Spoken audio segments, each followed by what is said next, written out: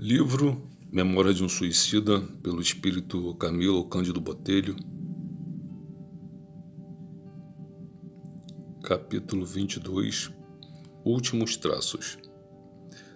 Exageras, Camilo, não contemplamos um repositório de ruínas neste casebre ou neste fardo corporal mutilado, mas trabalho de reerguimento de uma alma pertencente à imortalidade, a quem os fogos de sinceros remorsos fustigaram, impelindo-a a conquistas enobrecedoras.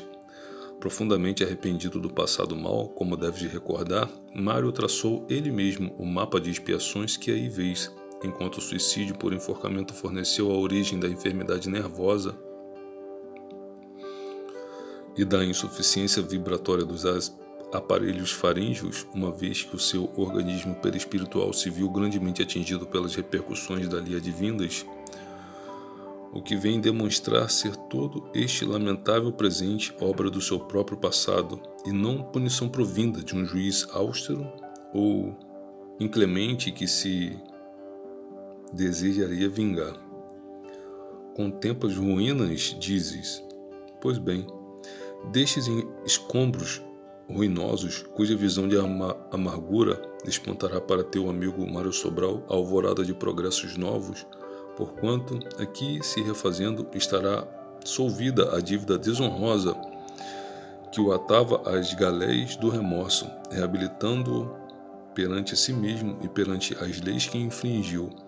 Aliás, julgas porventura vê-lo aqui abandonado à mercê tão somente da caridade das criaturas humanas?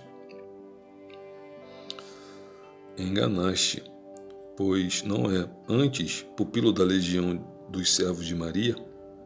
Não se encontra registrado no Hospital Maria de Nazaré? Deves recordar que tal encarnação é o tratamento conveniente a casos gravosos como o dele, sublime cirurgia que o levará bem cedo à convalescência. Irmão Teócrito, não estará porventura à testa dos seus passos?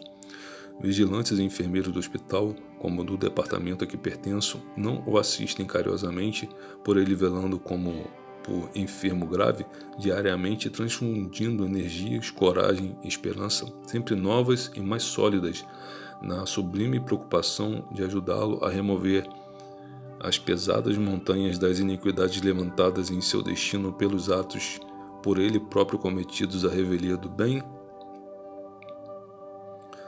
Frequentemente, eu mesmo não o visito, como este momento o faço, fiel às incumbências que me dizem respeito e não encaminho seu espírito, muitas vezes aos nossos postos de emergência do astral, ao intuito de reconfortá-lo, avivando energias fluídicas no seu envoltório físico-espiritual, a fim de que suporte a amarga sentença que se traçou sem demasiados desfalecimentos.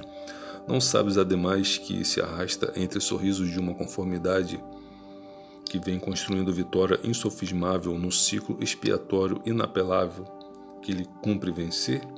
Sente-se ele mesmo feliz, pois nas profundezas da consciência existe a iluminá-lo a certeza alvissareira de que assim, tal qual o vês, está cumprindo o sagrado dever de cidadão imortal, cujo destino será afinar-se com os ritmos harmoniosos da lei e do bem e da justiça universais. Calei-me resignado e pensativo, pondo-me a meditar nas resoluções urgentes que eu mesmo deveria tomar. Ramiro de Guzmán, após as mãos translúcidas sobre a fronte escaldante do antigo pupilo de Teócrito, transmitindo virtudes fluídicas que lhe beneficiassem a acabrunhadora dispneia. Detive-me em concentração respeitosa, suplicando à governadora amorosa de nossa legião concedesse alívio ao mísero comparsa de minhas antigas desventuras, ao passo que, terminada a operação generosa, virou-se novamente um nobre amigo consolativo.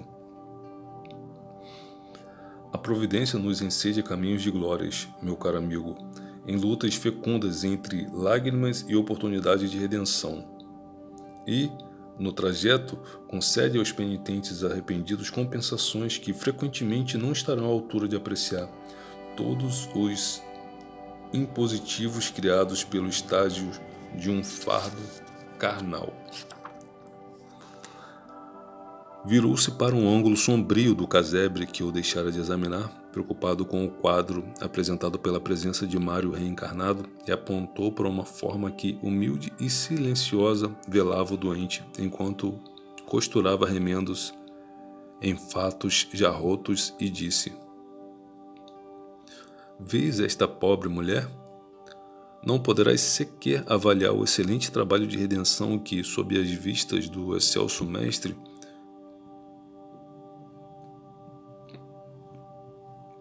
se opera nos refolhos de sua alma, tão arrependida quanto a de Mário, entre os espinhos de pobreza extrema, de lutas tão árduas quanto dignamente suportadas. Busquei orientar-me, interessado e comovido ante o acento enternecido do nobre pensador que me acompanhava.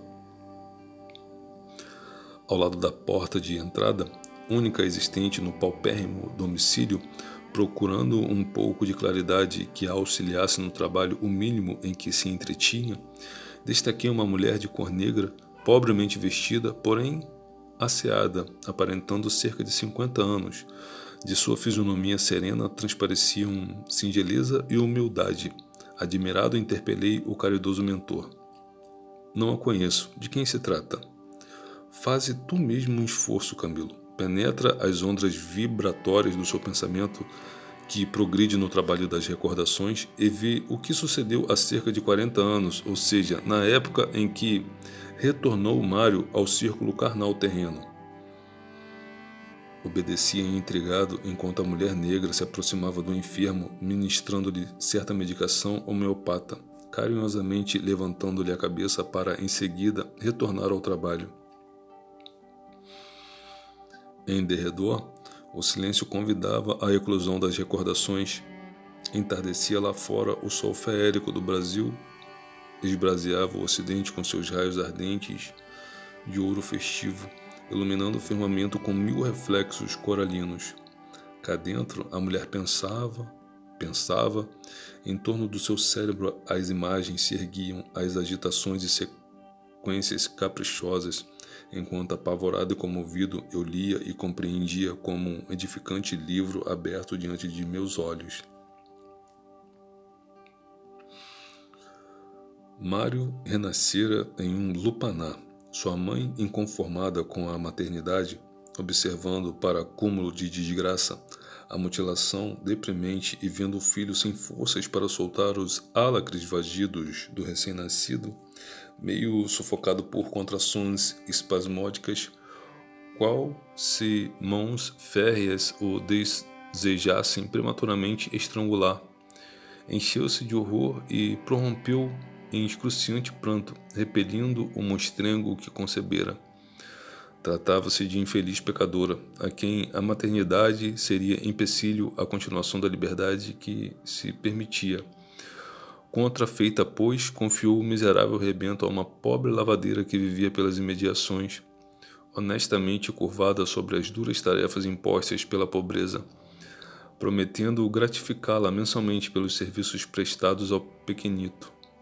Aqueceu a boa operária, não visando tão só ao acréscimo do rendimento para sua desprovida bolsa, mas principalmente obedecendo aos impulsos caritativos do bem formado coração que trazia, porquanto, adepta de um farto manancial de luzes e esclarecimentos, a terceira revelação, não obstante a condição obscura que ocupava no plano social, sabia que a adoção daquele entezinho que assim entrava na vida terrena, rodeado de tão sombrios informes do passado e de tão desoladoras perspectivas no presente, seria certamente desígnio traçado pelo alto.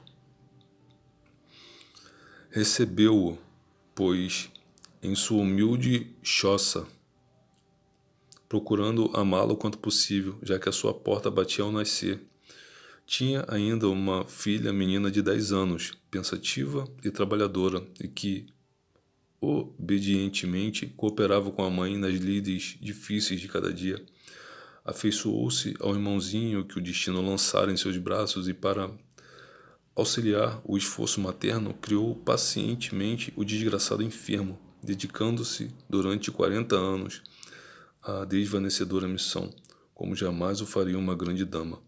Morrendo-lhe a genitora havia mais de 15 anos e falhando bem cedo a promessa da gratificação pela mãe irresponsável, feita no momento do repúdio ao filho infeliz, ali estava ainda, fiel no posto de abnegação, trabalhando para que o desventurado irmão tivesse de esmolar pelas ruas o menos possível.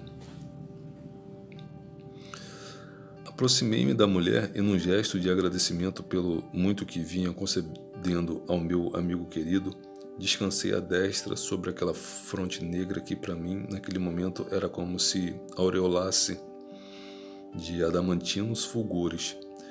Que Jesus a abençoe, minha filha, pelo muito que faz pelo pobre Mário, a quem sempre conheci tão sofredor. Murmurei, sentindo lágrimas doloridas invadirem meus pobres olhos espirituais. Dr. Ramiro de Guzmán, aproximando-se grave como reverenciando a lei sublime, cujo magnânimo esplendor cintilava naquele tugúrio propício à redenção, sussurrou, surpreendendo-me até o assombro. Talvez ainda não adivinhaste quem aí está, encoberta neste envoltório corporal de cor negra, desdobrando-se em atividades cristãs a serviço do próprio reerguimento espiritual. E por que eu o fitasse interrogativo? Eulina.